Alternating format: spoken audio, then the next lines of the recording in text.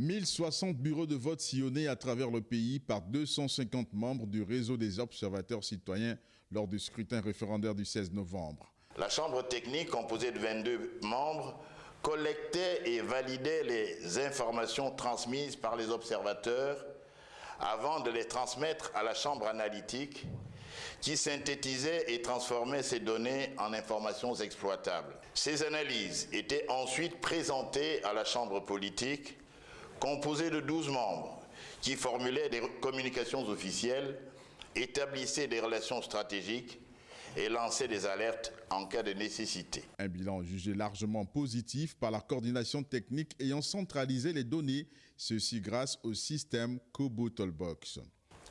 Grâce à des observateurs formés au standard Bridge et à la technologie Kobo Toolbox permettant une géolocalisation précise, le ROC a pu gérer les incidents en temps réel et collaborer avec les autorités pour le suivi des événements signalés sur le terrain.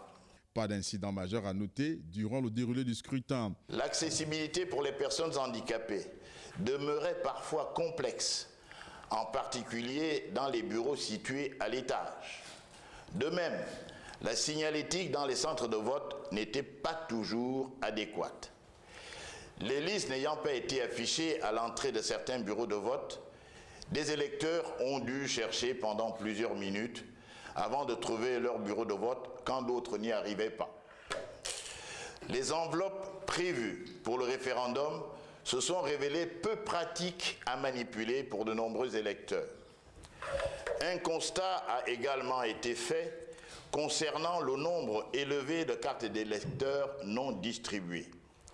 Les observateurs n'ont pas pu assister aux opérations de dépouillement dans certains bureaux de vote. En attendant la proclamation des résultats par les instances habilitées, les observateurs notent cependant que le scrutin a été parfaitement organisé.